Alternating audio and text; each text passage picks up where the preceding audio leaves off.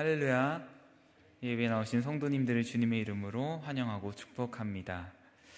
오늘은 말라기 1장 1절에서 5절의 말씀으로 첫 번째 논쟁, 사랑이란 제목으로 말씀을 나누고자 합니다. 말라기서는 구약의 마지막 책이죠. 이 마지막 책을 이후로 400년 동안 하나님은 침묵하십니다. 이 마지막 책인 말라기는 도무지 변하지 않는 백성들에 대한 하나님의 한탄스러운 마음이, 괴로운 마음이 잘 드러나는 책입니다. 이런 하나님의 마음이 말라기의 독특한 형식을 통해서 나타납니다. 하나님께서 범죄한 백성들을 기소하시고 심판을 선언하시죠. 이런 형식을 소송 절차 혹은 재판 언어라고 표현합니다. 하나님께서 말라기를 통해 백성들을 기소하시는 거예요. 너희가 나를 멸시하였다. 선언하시면 피고인인 백성들은 이제 반론을 하는 것이죠. 우리가 어떻게 주를 멸시하였나이까? 이런 반론에 하나님은 증거들을 내놓으십니다. 너희가 더러운 떡을 나의 제단에 드렸다. 너희가 눈먼 희생 제물을 바쳤다. 어찌 이것이 악한 것이 아니냐? 이렇게 증거들을 내밀어 백성들의 죄를 확증하는 것이 마치 재판 다툼을 보는 듯한 이 전투적인 논쟁이라는 것이죠. 이런 논쟁이 말라기서에서 총 6번이 나옵니다. 이 6번의 논쟁은 이스라엘과의 관계를 완전히 끊고자 하는 그런 파국적인 재판은 아니었습니다. 오히려 하나님께서는 백성들이 더 이상 변명할 수가 없어서 회개하고 다시 신실하게 돌아오기를 원하시죠. 신실한 사랑의 관계가 회복되길 원하시죠. 이런 하나님의 마음이 첫 번째 논쟁인 오늘 말씀에 잘 나타납니다. 2절 말씀이죠. 여호와께서 이르노라 내가 너희를 사랑하였노라. 엄청난 말씀이죠. 구약 성경에서 하나님께서 내가 직접 사랑한다, 내가 너희를 사랑한다 라고 표현한 본문은 이 본문이 유일하다고 합니다. 그래서 그런지 어떤 목사님들은 이 법정 다툼이 마치 이혼 재판과 같다라고 이해하면서 설명하기도 합니다. 저 역시 말씀을 연구하고 묵상하면서 생각났었던 한 TV 프로그램이 있습니다. 바로 이혼 숙녀 캠프였습니다. 어느 날 쓱 지나가다가 보게 되었었던 이 프로그램에는 식을 대로 식어버린 마음에 더 이상 이 관계가 회복될 것을 기대할 수 없는 그런 부부들의 모습을 보게 되었죠. 이미 차갑게 식어버린 마음에 사랑한다는 말도, 잘하겠다는 말도, 안 하겠다는 말도, 보호해주고 싶다는 말도 믿을 수가 없는 것이죠. 그렇게 서로 다투는 모습이 아주 적나라하게 나왔습니다. 이런 모습이 오늘 본문에도 그대로 나옵니다. 우리 함께 읽겠습니다. 2절 말씀입니다. 여호와께서 이르시되 내가 너희를 사랑하였나 하나 너희는 이르기를 주께서 어떻게 우리를 사랑하셨나이까 하는도다. 아멘. 하나님의 이 직접적인 엄청난 사랑의 고백에 이스라엘의 반응은 어떻습니까? 냉랭한 것을 넘어 강하게 항변하는 듯합니다. 아니, 하나님께서 나를 직접 사랑하신다라고 말씀하신다는 것을 우리가 생각만 해도 어떻습니까? 마음이 뜨거워지고 벅찰 텐데, 어쩌면 우리 인생에서 가장 확인하고 싶은 사랑이 있다면 그것은 나를 향한 하나님의 사랑일 텐데, 왜 이스라엘은 이리도 냉랭하게 혹은 거칠게 항변하는 것일까요? 깨어진 관계에 이유가 있듯이 이런 이스라엘의 반응에도 이유가 있었습니다. 선지자 말라기가 활동했던 시대는 총독이 있었다는 점과 성전 제사를 드리고 있다는 점에서 포로로 잡혀갔었던 백성들이 돌아온 후 성전이 완공된 이후라는 것을 알 수 있습니다. 또 말라기 선지자가 책망하는 죄들을 볼 때 에스라와 느헤미야가 책망하는 죄와 본질적으로 비슷하다는 점에서 말라기 선지자는 에스라, 느헤미야와 비슷한 시대에 활동했었던 선지자라고 추측됩니다. 그렇다면 이 시대는 어떤 시대였습니까? 고레스 칙령 이후 그러니까 포로에서 돌아온 이후 100년이 지난 시점이었습니다. 학개와 스가랴가 성전 건축하자 이렇게 독려하며 격려한 지 80년이 지난 뒤였습니다. 이 과정을 생각해 보면 결코 쉽지 않은 시간들이었습니다. 포로에서 부푼 기대를 안고 돌아와서 성전 재건을 시작했죠. 하지만 사마리아의 강력한 반대에 부딪혀서 16년 동안 공사가 중단됩니다. 그 사이 백성들의 신앙은 빠르게 무너져 갔고 하나님은 학개와 스가랴 선지자를 통해 영광스러운 예언을 약속하시면서 위로하시고 그 무너진 신앙을 세워 성전을 완성하게 하셨습니다. 이때 하신 약속들을 생각해 보면 학개를 통해서는 이렇게 하시죠. 굳세어라, 내가 너희와 함께한다. 나의 영이 너희 가운데 계속 있으니 두려워하지 말라. 조금 있으면 내가 하늘과 땅과 바다와 육지를 진동하게 할 것이며 모든 나라의 보배가 이르리니 내가 이 성전의 영광이 충만하게 하리라. 이 성전의 나중의 영광이 이전의 영광보다 크리라. 엄청난 약속을 주시죠. 스가랴를 통해서는 8가지의 환상을 통해서 하나님의 복, 열방의 접붙임, 번영, 확장, 평화, 하나님의 임재의 회복 등 엄청난 영광스러운 약속을 주셨습니다. 이스라엘 백성들은 이런 영광스러운 약속들을 기대하면서 열심히 힘을 내어 성전을 지었죠. 그리고 나서 시간이 지나는데 10년, 20년, 30년, 그렇게 80년이 지납니다. 그런데 이스라엘은 여전히 페르시아의 통치를 받는 굴종적인 위치에 있었죠. 공의롭고 정의로운 다윗의 자손의 통치는 없었습니다. 또한 여전히 주변 국가들은 기회만 있다면 이스라엘을 적대했죠. 이런 상황을 비슷한 시기에 활동했었던 선지자 느헤미야는 이렇게 말합니다. 느헤미야 9장 37절 말씀 함께 읽겠습니다.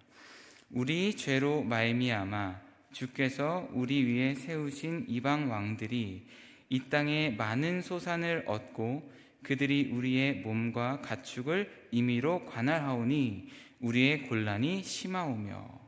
아멘. 돌아온 이 땅에서도 여전히 종으로 살며 약속의 땅의 소산은 이방 통치자들에게 보내지고 우리들의 몸과 가축들은 이방 통치자들의 변덕스러운 통치에 맡겨져 있으니 하나님, 우리의 곤란이 심합니다. 우리의 고통이 이루 말할 수 없습니다. 이런 상황에 아주 깊은 실망에 빠지게 됩니다. 하나님을 섬겨봐야 헛되다. 그렇게 눈물 흘리며 회개하고 힘들게 명령을 지켰던 것이 우리에게 어떤 유익이 있었나? 반대로 악인들은 형통한데 도대체 순종하고 헌신한 것이 내 삶에 무슨 도움이 되었나? 말라기 3장 13절 이하에는 이렇게 백성들이 한탄하는 것이죠. 이미 차갑게 식어버린 백성들에게 이전의 영광스러운 예언은 어쩌면 잔인한 조롱처럼 느껴졌을지도 모르겠습니다. 강렬한 약속들과는 정반대로 경제적인 궁핍, 오래 계속되는 가뭄, 흉작 등이 냉혹한 현실이었죠. 이 믿음과 현실의 괴리로 인해 이스라엘의 백성들은 신앙이 식어져 버렸고 환멸과 회의를 느끼게 된 것이죠. 그렇게 하나님의 사랑의 고백에 거칠게 항변하는 것입니다. 하나님이 우리를 사랑하신다고요. 변함없이 우리를 사랑하신다고요. 어떻게 저희들에게 그런 말씀을 하십니까? 우리들의 삶의 형편을 보십시오. 우린 도무지 하나님의 사랑을 함께 하심을 믿을 수가 없습니다. 오늘 2절의 말씀이 이런 이스라엘의 반응인 것입니다. 하나님의 사랑을 불신하고 더 나아가서 멸시하는 것이죠. 그렇게 이스라엘의 신앙은 본질적으로 타락합니다. 여러분은 어떻습니까? 우리에게 주어진 가정, 관계, 건강, 학업, 진로, 사업 등 우리에게 주어진 현실을 보면서 우리를 사랑하신 하나님의 사랑을, 그 사랑의 고백이 믿어지십니까? 삶에 큰 어려움이 없고 도전이 없다면 오늘 이 이스라엘 백성들의 반응에 공감하지 못할지도 모르겠습니다. 또 이미 우리 주 예수 그리스도 안에서 하나님의 사랑을 아주 풍성하게 누리고 있다면 믿음과 현실의 이 괴리의 문제가 크게 와닿지 않을지도 모르겠습니다. 그러나 삶의 중요한 시기, 또 선택의 순간은 우리의 인생에 반드시 찾아오죠. 그리고 그 상황 속에서 기도하고 더 헌신하며 믿음을 지키고자 애썼는데 그 결과가 나의 기대와 다른 경험들은 우리는 하게 됩니다. 오늘 이스라엘의 상황과 같이 또 성경에 많이 나오는 이러한 경험들 말입니다. 기도했는데 응답이 없고 신앙을 위해 애썼는데 상황은 더 나빠지고 그래서 좋아질 것을 기대할 수 없는 그런 상황들 말이죠. 제가 이런 상황들이 마치 우리의 인생에서 반드시 일어날 일처럼 말한 것은 이런 상황을 성경은 연단이라고 말하기 때문입니다. 오늘 말씀을 통해 어떤 상황 속에서도 변하지 않는 하나님의 신실한 사랑이 우리의 심령 가운데 충만케 되길 소원합니다. 이혼 숙녀 캠프에 나오는 부부가 관계 회복을 위해서 노력을 하듯이 하나님은 차갑게 식어버린 백성들의 마음, 믿음을 돌리시기 위해 내가 너희를 사랑한다 말씀합니다. 이런 사랑의 고백에 앞서 살폈듯이 이스라엘 백성들은 곧장 반발하죠. 사랑에 대한 서로의 기준이 다른 거예요. 사랑에 대한 서로 다른 생각에 하나님께서는 내가 너희를 어떻게 사랑했는지, 어떻게 신실하게 사랑했는지 가르쳐 주십니다. 여기 사랑했다에 해당하는 히브리어는 아하브라는 단어로 감정적인 애정보다는 하나님의 언약적인 사랑을 의미하는 단어입니다. 하나님의 주권적인 선택에 의해서, 즉 은혜에 의해서 자격이 없는 자를 하나님의 백성으로 택하시는, 하나님의 자녀로 택하시는 하나님의 선택을 의미하는 단어입니다. 이 단어를 하나님은 완료 시제로 말씀하세요. 완료 시제는 시간의 의미보다는 동작이 완료된 상태, 하나님의 사랑이 완성된 상태로 하나님 말씀하시는 거예요. 특별히 예언서에서는 이 미래의 의미를 가지기도 합니다. 그러니까 종합해보면 하나님께서 이스라엘을 사랑하셔서 택하신 그 선택이 주셨던 그 모든 약속들이 지금까지도 변함이 없었고 미래, 앞으로도 쭉 변함이 없을 거라는 아주 명확하고 분명한 선언으로서 말씀하시는 겁니다. 그리고 하나님은 이 사랑을 증명하시고자 어떻게 내가 사랑했는지를 그 증거들을 내놓으십니다. 2절 하반절에서 3절 말씀을 함께 읽겠습니다. 나 여호와가 말하노라. 에서는 야곱의 형이 아니냐. 그러나 내가 야곱을 사랑하였고 에서는 미워하였으며 그의 산들을 황폐하게 하였고 그의 산업을 광야의 이리들에게 넘겼느니라. 아멘. 하나님은 하나님의 사랑에 반발하는 백성들에게 내가 너희를 변함없이 사랑했다라는 증거로 이스라엘의 조상에 대한 이야기를 하세요. 내가 형인 에서보다 야곱을 사랑했다. 저는 이 말씀을 읽으면서 좀 당황스러웠습니다. 하나님께서 사랑하신다는 것을 증명하고자 하신다는 그 말씀이 야곱과 에서의 이야기인 거예요. 아니, 구약에 그의 백성을 향한 하나님의 사랑에 대한 다른 이야기도 많이 있지 않습니까? 어려운 상황에서 정말 기적적으로 구해주신 그 구원의 이야기, 그렇게 살피시는 이야기가 구약에 얼마나 많은데 뭔가 이 실망한 백성들에게 더 감동적이고 더 임팩트가 있는 그런 사랑의 증거가 나와야 하지 않나라는 생각이었죠. 그런데 여기에는 사실 엄청난 하나님의 사랑이 담겨 있습니다. 하나님은 형인 에서가 아닌 야곱을 사랑하셨다, 선택하셨다라고 이 에서와 야곱을 대조해서 말씀하시는데요. 이 대조는 이 둘 중 누가 아브라함과 이삭을 이어서 하나님 나라의 언약을 이을 이 언약의 상속자가 될 것인가에 대한 아주 중요한 문제였습니다. 하나님 나라 언약의 상속자라는 이 복된 지위에 여기 두 명의 후보자가 있는 거예요. 한 명은 형인 에서, 다른 한 명은 야곱입니다.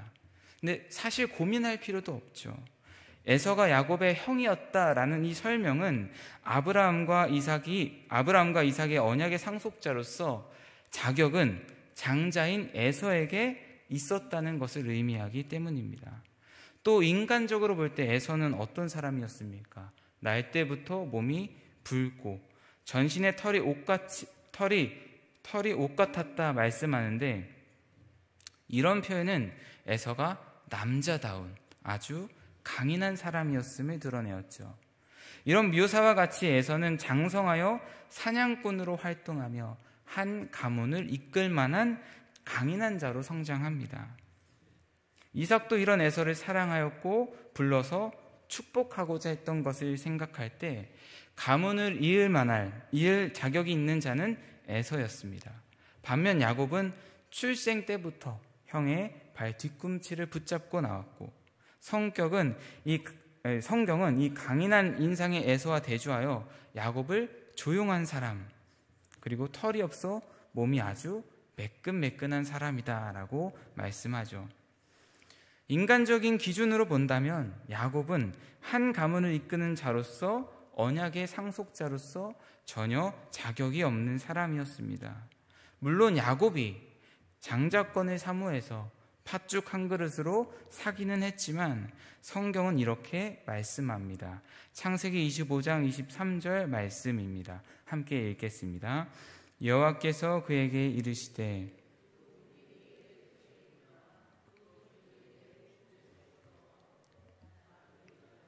이 족속이 저 족속보다 강하겠고 큰 자가 어린 자를 섬기리라 하셨더라. 아멘.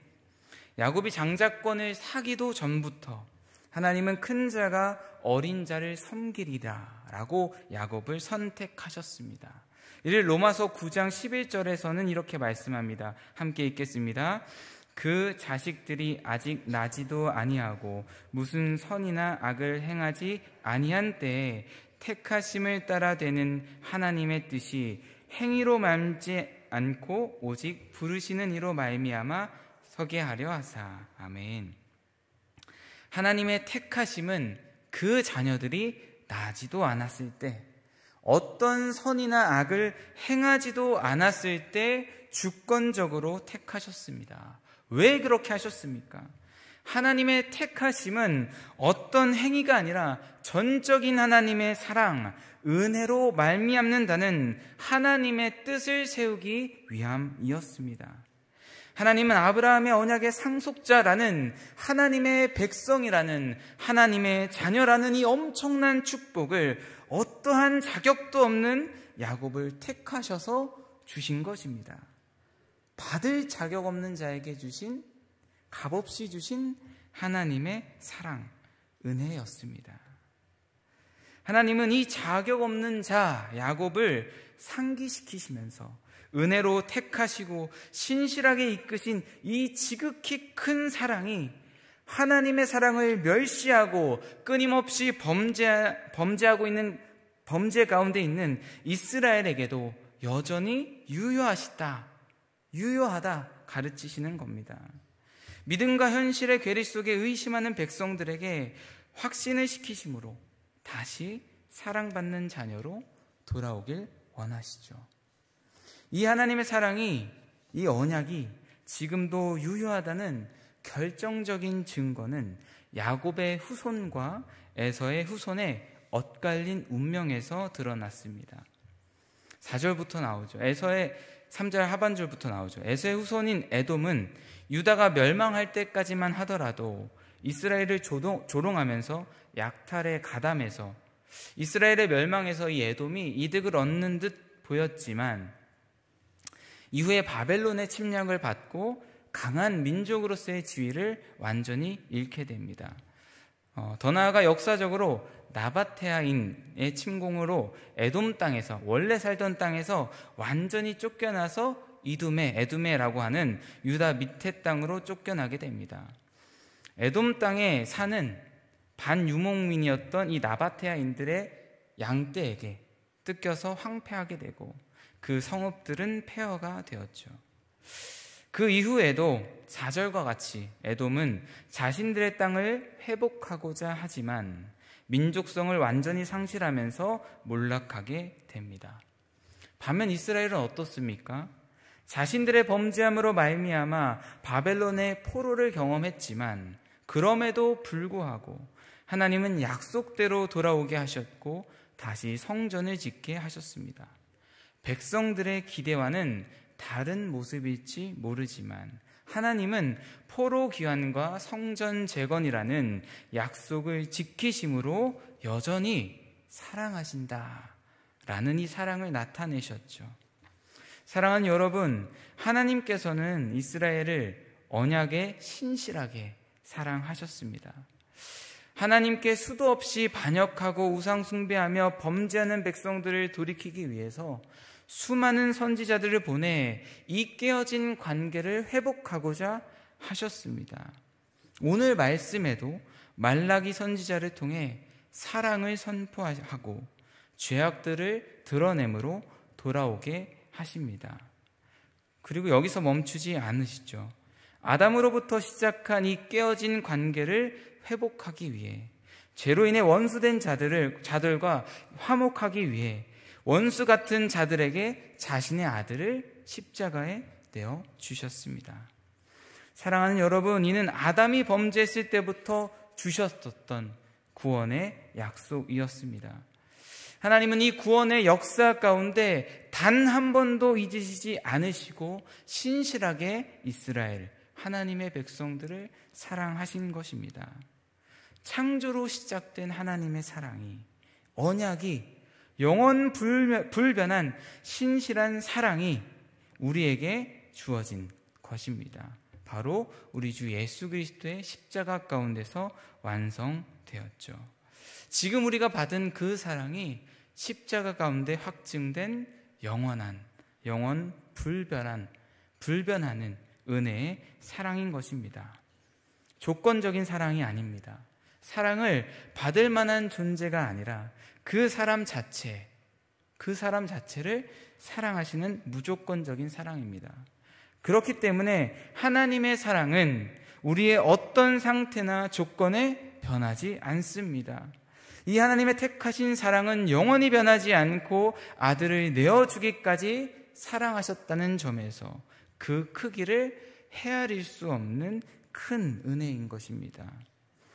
주어지는 상황이 너무 힘들기에 예수님을 믿지 않는 자들이 더 잘 되는 현실에 도대체 하나님의 사랑은 무엇인가? 하나님이 나와 함께 하시나?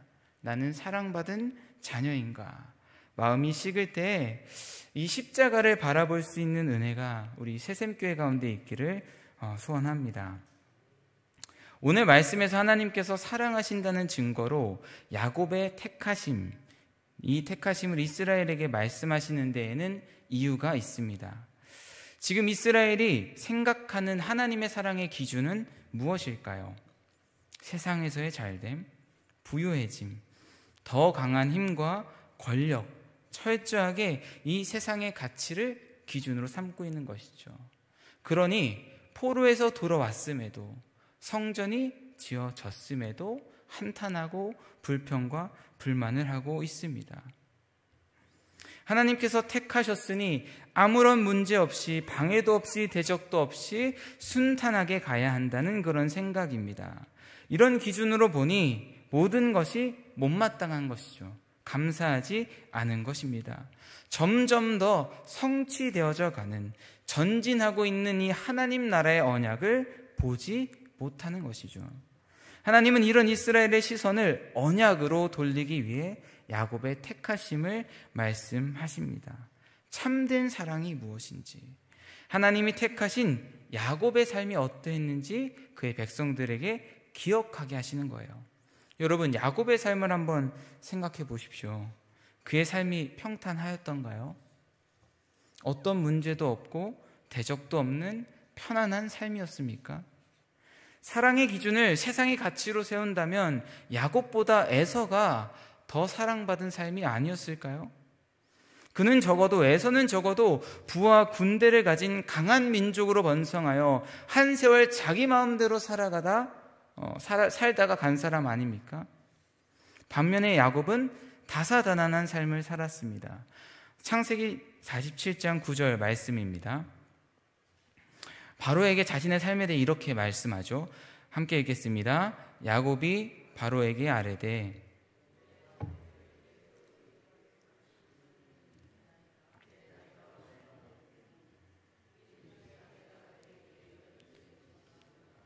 험악한 세월을 보냈나이다 하고. 여러분, 이게 하나님께 사랑을 받은 자의 삶이라고 한다면 여러분, 이 사랑 받아들이시겠습니까? 여러분, 하나님께 사랑받은 자의 삶, 택함 받은 자의 삶은 이 땅에서 우리가 기대하고 원하는 그런 삶은 아닐 수도 있습니다. 야곱은 이후 48장 15절에서는 이렇게 고백합니다. 요셉을 축복하며 하나님의 사랑을 받은 이 자신의 삶, 선택받은 자신의 삶에 대해서 이렇게 고백합니다. 내 조부 아브라함과 이삭이 섬기던 하나님, 나의 출생으로부터 지금까지 나를 기르신 하나님, 나를 모든 환난에서 건지신 여호와의 사자께서. 이 고백은 험난한 삶의 순간들 속에서도 하나님은 언제나 나와 함께 하시고 나를 도우시고 신실하게 이끄셨다는 고백입니다. 언제나 어디서나 어떠한 순간에서도 하나님은 나의 아버지셨다라는 신실한 그 하나님의 사랑의 고백, 하나님의 사랑에 대한 고백이죠. 사랑하는 여러분, 하나님의 택하심을 받은 그 삶은, 그 사랑은 우리의 기대가 다 이루어지지 않는 다 이루어지는 그런 삶과는 거리가 멀 수도 있겠습니다. 바로 야곱의 삶처럼 말이죠. 그러나 그의 삶이 결코 불행하지 않은 것은 그의 삶이 하나님께 붙들린 삶이었기 때문이며, 우리 가운데 내주하시는 성령님께서 그 모든 순간 나와 함께 하시며 도우시는, 함께 하시는 그런 사랑의 삶이기 때문입니다. 삶에 어떤 어려움이 올지라도 나를 택하시고 신실하게 이끌어 가시는 하나님의 사랑을 바라보시기를 축복합니다. 말씀을 마치고자 합니다. 우리의 삶이 불안정해지고 특히 여러 가지 불행이 하필이면 한꺼번에 찾아올 때면 오늘 이스라엘의 백성들처럼 현실적으로 믿음이고 뭐고 하나님이 아무런 소용이 없구나 라는 이 차갑게 식어버린 냉소적인 말이 내 안에서부터 나올 수도 있겠습니다. 살다 보면 침묵하시는 것 같고 눈 감으시는 것 같은 기다림의 시간들도 있습니다. 오늘 이 말라기의 백성들에게 이후의 시간은 400년, 이 침묵하는 시간은 400년이었어요. 그런데요, 그 모든 것이 다 끝났고 다 잊었다 할 만한 이 430년이란 시간 뒤에는 어떤 일이 있었습니까? 하나님의 아들이신 예수님께서 인간의 몸을 입고 이 땅에 오시지 않았습니까? 그리고 우리를 구원하시기 위해 우리의 모든 죄를 십자가에서 속량하지 않으셨습니까? 그렇게 우리의 모든 구원을 완성하지 않으셨습니까? 이 성경 구원의 역사가, 복음이 우리에게 주는 메시지가 있어요. 하나님의 언약은, 전적인 하나님의 사랑은 결코 변하지 않는다는 사실입니다. 하나님의 부르심에는, 하나님의 택하심에는 결코 실수가 없다는 것입니다. 사랑받을 자격 없는 자를 은혜로 택하신 그 사랑이, 예수 그리스도의 십자가에서 완성된 그 사랑이 여전히 우리 가운데 있음을 믿음으로 바라보며 감사하고 찬양하면서 우리에게 주어진 삶을 살아갈 수 있기를 주님의 이름으로 축복합니다.